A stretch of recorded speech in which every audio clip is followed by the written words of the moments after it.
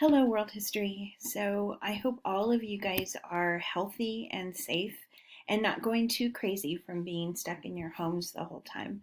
I know I've been trying to keep busy, I've been fostering puppies. I hope each one of y'all are finding a way to keep yourself busy.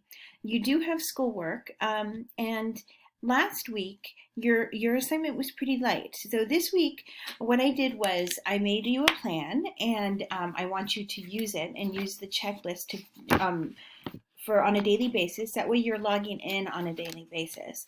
It's a part you have to get into the habit. We're definitely going to be home at least for another month. So you have to get in the habit of doing schoolwork, a little bit of schoolwork every day. You probably don't want to sit there more than 3 hours a day. That's probably too much. Give yourself a break, go play some video games, go outside and play, do whatever you need to do. But make sure that you're devoting at least 2 to 3 hours a day on schoolwork, okay? For all your subjects, not just for this subject, obviously. Um, so last week, you guys did a reading about European exploration and the Columbian Exchange. And I didn't want to spend a whole lot of time focusing on that because I feel like you guys have been taught that since the third grade or since you were in elementary school.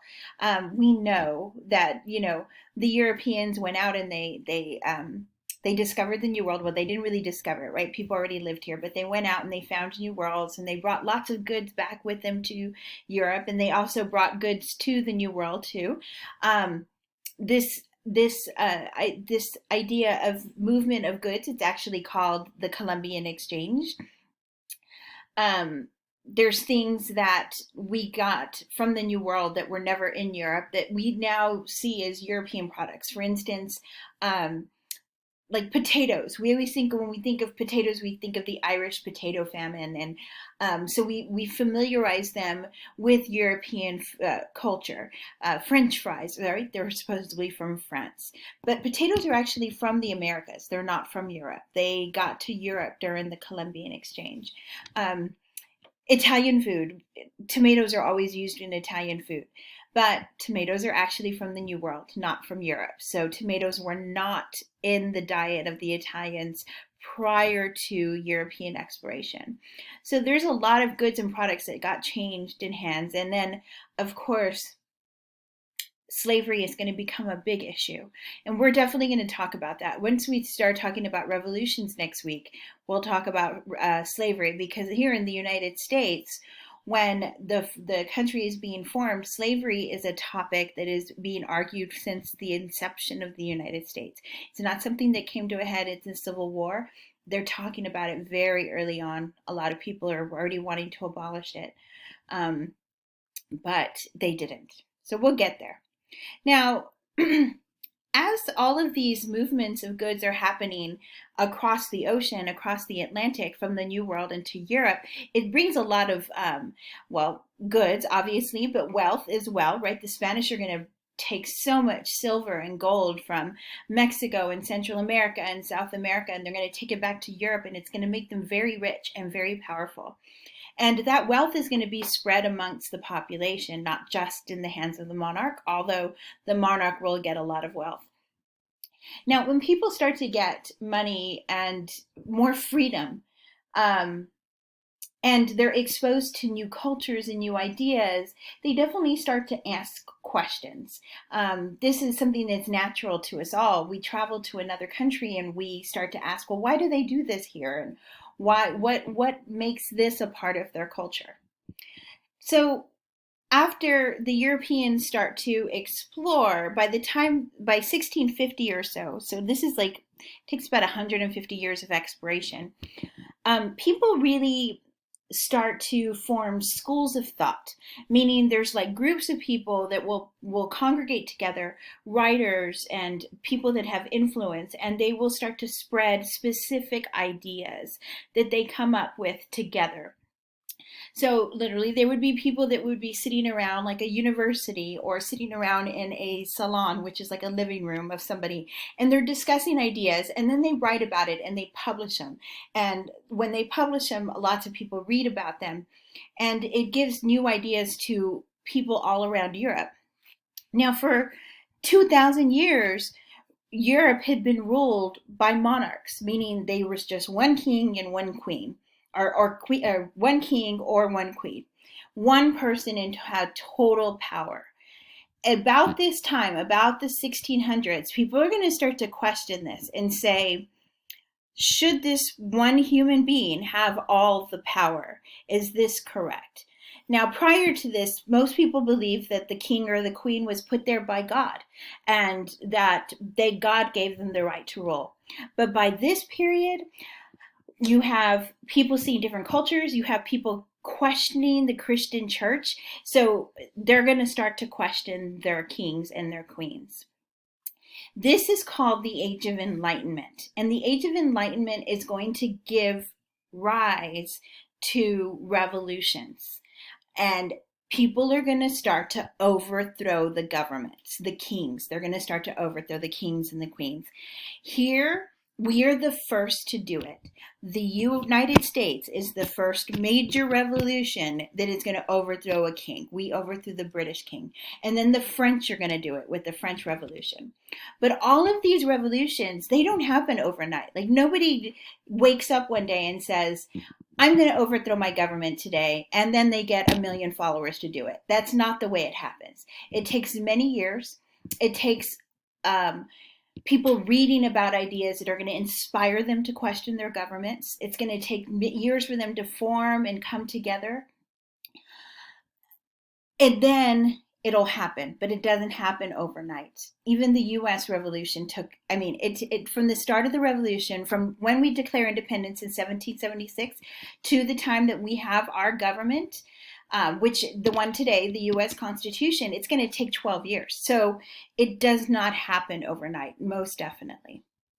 Now, this period, the Age of Enlightenment, is very important because these are the time that the philosophers are writing the ideas that are going to end up in our Constitution. And not just our Constitution, but in like the French Constitution, in the English Constitution, in democracies around the world. So you're going to have to learn about these philosophers. And this won't be the last time. I teach government as well. So believe me, I teach these every year because these philosophers are very important. This is just your introduction to it as sophomores. All right. So the Age of Enlightenment is also called the Age of Reason, and there's a reason for that because, let me see if I can get this thing going. There we go. Okay. It's called the Age of Reason because people started to use logic and reason to come up with answers. Prior to this, basically, if the church said it was so, then people believed it. If the priest said that this is the way it was, then nobody questioned it. But by this time, by the Age of Enlightenment, people start to say, well, the sun sets at this time every day. Maybe the earth is not the center of the universe. Maybe the sun is. Maybe the earth is going around the sun, right? There's lots of questions here, but the church had always taught that the earth was the center of the universe. But people start to ask questions, and they're going to start to use logic and reason and scientific method in order to prove answers. So they really started to believe that everything in the world could be explained by observing the truths and the natural laws. So this is the period of Galileo, right? Of Newton. This is a period where scientific advancements are being made. And the church is very much against this. The church's answer for things is, no, there is no such thing as gravity. It's God that keeps us here on the earth. And other people will say, no, mathematically we can prove this, and we're going to use natural laws and observation and logic and reason to explain this. So these are all good new ideas, right? These are things that we take for granted today, but at that time it was really radical to think that way. Now, another thing is during this period, not only are people asking questions, you have to understand, in order to ask these questions, if you have to have the time and you have to have the money. If you're only worried about like putting food on your table every day and working nonstop all the time, you don't really have the time to ask these questions about life and these philosophical questions. So a lot of this is born out of the wealth that comes from the expiration period. People have more money to be more leisurely and ask questions and start to they want to enjoy life, right? Why wouldn't you? If you got rich and you had time on your hands, you would want to enjoy life. And your outlook on life would probably become more positive. You would think, I can change things. I believe most Americans feel this way, and a lot of that is because we live in a pretty wealthy country. And we do have the capability to change things, but it's not that way around the world. But it was for Europeans at that time, and it is for us now. Now, one thing that's going to really permeate this period is that this idea that each individual is a human being and that is born with certain natural rights. And these natural rights are the right to freedom and liberty, okay? And that government should be there to protect those freedoms and liberty. That humans are not there to protect the liberty and freedom of the king, but the king should be there to protect the liberty and freedom of the people, of the population. These are big ideas, very radical at the time. So why did this happen? Why did people start asking these questions? Well, one, the Renaissance, right? The Renaissance was literally rebirth. People start to focus more on individuality, and they start to focus on philosophy, and they start to ask questions. Two is they start to explore. So they're looking for new things or seeing new cultures. People start to question the church, the teachings of the church, because the church had become pretty corrupt. So people start to question that. And then also, people got really tired of kings and queens living so lavishly, like Louis XVI and Marie Antoinette, right? Marie Antoinette's the one that's going to get her head cut off during the French Revolution. You've seen me, Mr. Peabody and Sherman. She's the one that's always talking about how she loves cake. The reason they were so hated is because she lived really lavishly. She bought a lot of clothing. She was always throwing these really extravagant parties. They were building new palaces. And at the time, the French people were in a famine. So there was lots of people dying from starvation, and yet the king and the queen were living lavishly. And the reason she's known for the cake comment is because when the story goes that somebody came to the palace begging for food, and she said, give them the cake from the party. So it was, let them eat cake. Like she just did. It was not connected. It was seen as rude or ugly for her to do that. Like she could care less. She's just going to give them the cake from her party. Just one of the reasons why they killed her. Now, this is the time period of the scientific revolution as well. I mean, this is when we're going to, there's going to be great advancements made in mathematics. Calculus is going to be written down. People are going to make great advancements in anatomy and physiology, in medicine. There's going to be lots of new ways of thinking. People are finally going to figure out that diseases are caused by germs and not bad spirits. There's a lot of things going on at this time. People are changing. People's ideas of things are changing. Learning is making great advancements, which is amazing. Now, when it comes to government, and that's what we're going to really focus on right now, is not just the scientific revolution or the philosophical revolution. We're going to focus on the ideas of government changing, because this is going to lead to revolutions, and this is going to lead to where we're at today. There are over 200 democracies around the world. That prior to this period, there were 0 democracies. The United States will be the first democracy. So these ideas are going to flow into modern times. All right. So the most important ideas of this period are the ones that actually challenge the monarchs. They're going to say, maybe this isn't the right government, and let's think of better ways. Which is why I gave you that assignment yesterday, because I wanted you to think about, what do you think would be the perfect government? And it was really an opinion question. There were opinion questions, like, how do you think government should act? Well, they're asking the same questions at this time. Now, there's a series of philosophers that are very important to the Enlightenment, and I'm going to go over them for you, okay? And you must know them, and you're going to read some primary source documents from them. Now, this is Thomas Hobbes. He is the oldest of the philosophers, meaning he's like the earliest. He's from like early 1600s. Um, Thomas Hobbes witnessed the English Civil War, in which Oliver Cromwell took over, and he actually saw the king get beheaded. They beheaded him, and then they put the king's head like on a spike outside the Tower of London.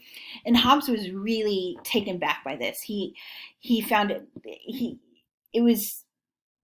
there was so much respect and a lot of people for the king. He was just floored by the fact that they did this. So he was really bothered by it. And then afterwards, there's a lot of chaos. Of course, after a civil war, there's an absence of good power. So there's just the country is a mess. And so he starts to think of ways think of how a government should act. Now, Hobbes believed most definitely, and this is something that they'll teach you over and over again. I'm going to move this over so you can see this. He believed that human beings without government, this is called the state of nature. This is whenever human beings are living without any authority over them, we're in the state of nature. He believed that in the state of nature, we behave naturally cruel and selfish, and that we will actually go to war with each other. And so he therefore thought that we needed a strong government in order to protect ourselves from each other. He calls this, he calls this a social contract. He says that people have to form a social contract with their government in order to protect themselves. Now, Hobbes, because this is the only thing he knew at the time, believed that an absolute monarch would be the best government there was. So he thought, we need the king, because we need the king to be strong and tell people what to do. That way they will stop killing each other and fighting with each other and stealing from each other. He didn't think that human beings in the state of nature could live peacefully. And people still argue this today. I know in my AP government classes, I have this debate with people. Do you think that people are generally good, or are they generally bad? If we lost our government today, if we had if we had something like the purge, how would people behave? And you'd be surprised. People still differ on this idea all the time. So Hobbes believed that people were bad, and we needed a king to keep us in order. Okay? Now then there's Locke, and Locke comes around about 40 years later. He's born when Hobbes is an old man. Now, Locke disagreed with the idea of Hobbes, not in how he thought that how men behaved. He actually thought that men would go to war in their state of nature. He didn't think that we were like really good creatures. However, he disagreed on the social contract. The social contract, let me just reiterate this because I don't think I explained this further or fully last time. A social contract is an agreement between the government and men. So under Hobbes said that men should surrender all their rights to the king in order to be protected from each other. Locke came around and said, no, that's not what should happen. What should happen is that human beings should create a government that is there to serve them. So instead of us serving the king in order to get protection, we create a government that is there to serve us, that is ruled by the people, and it is only there to protect our natural rights, which is life, liberty, and property. And this probably sounds familiar to you because this is in our Constitution. He believed that people are born with natural rights, including life, liberty, and property. And let me correct myself.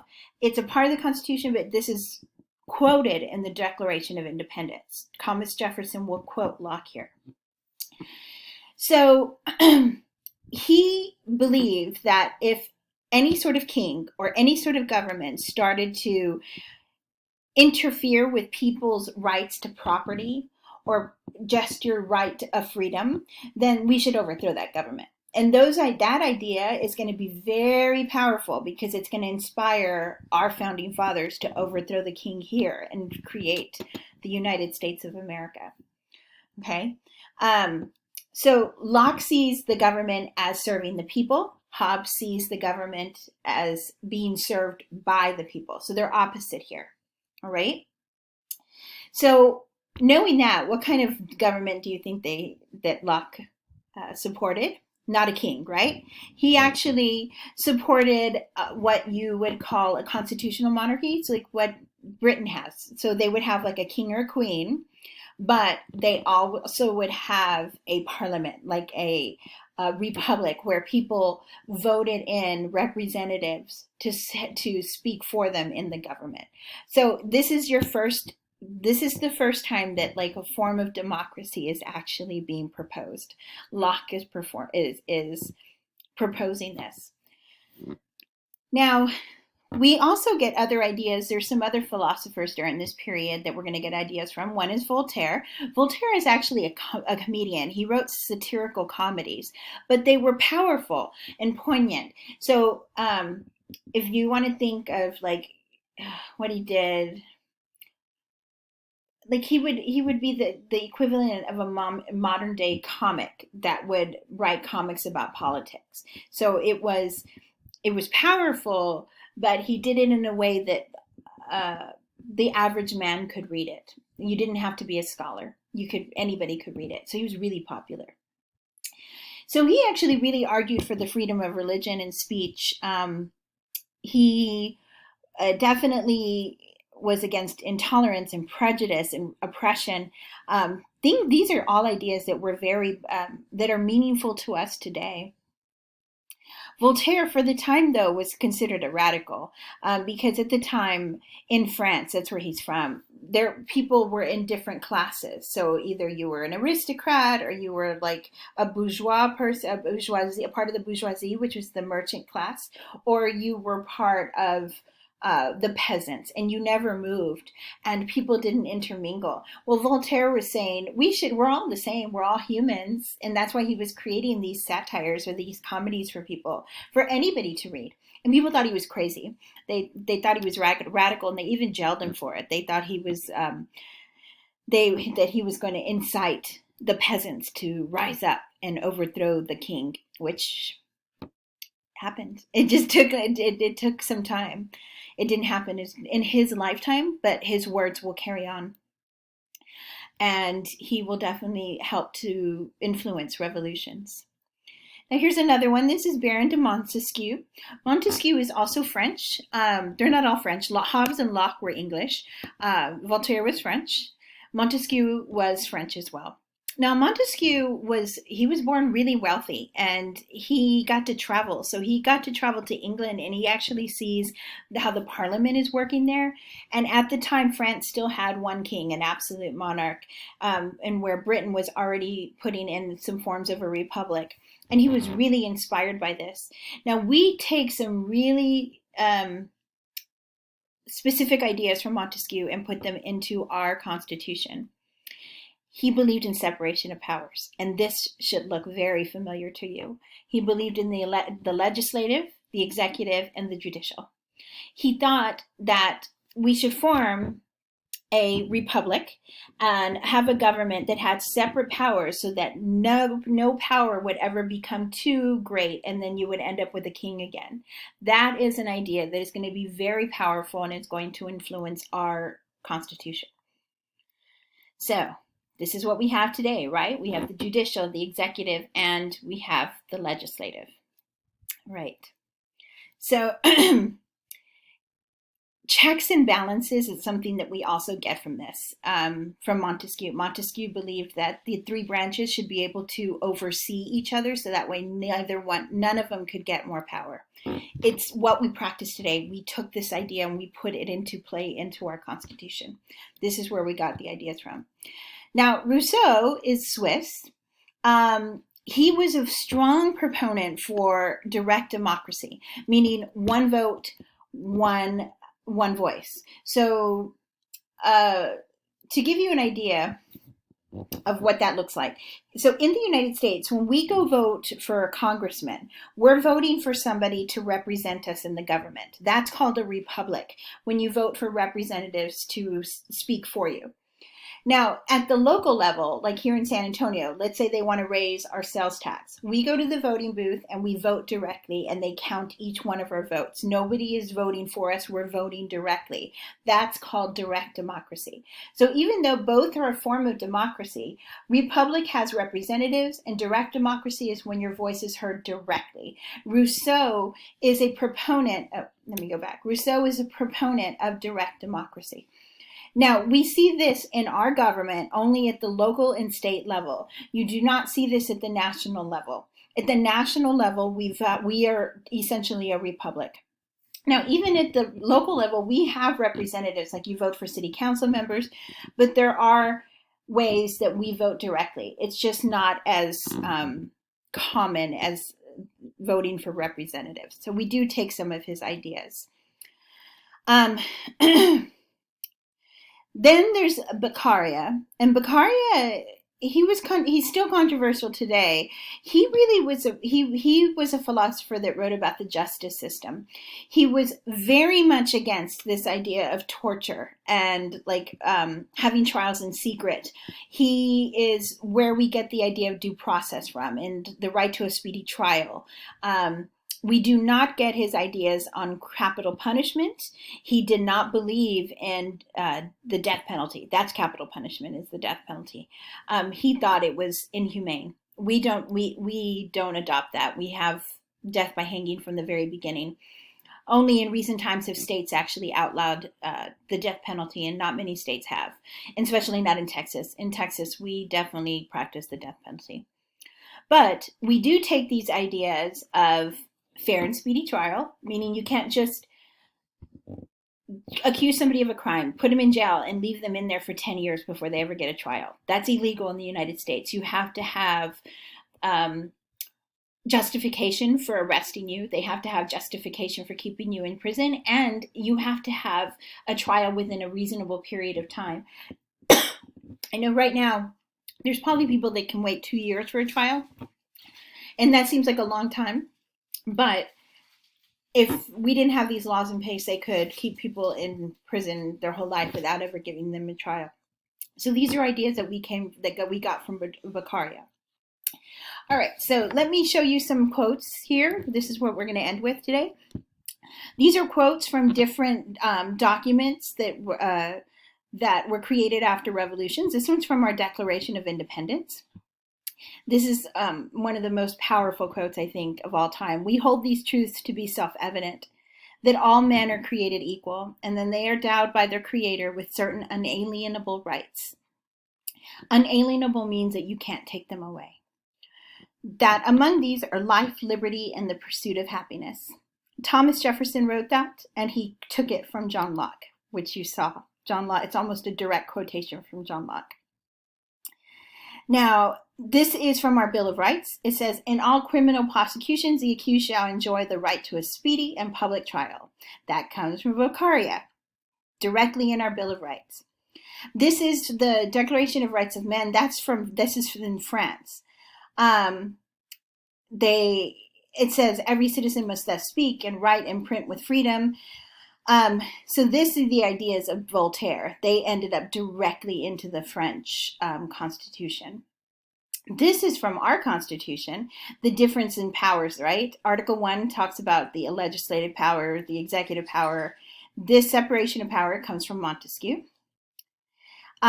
This is an example of direct democracy, where these communities in Freetown in Massachusetts voted directly on the school district budget.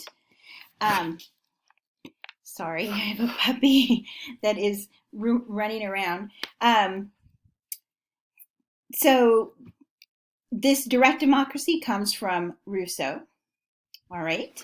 This is from the Bill of Rights. Congress shall make no law responding to an establishment of religion. Freedom of religion. That is Voltaire.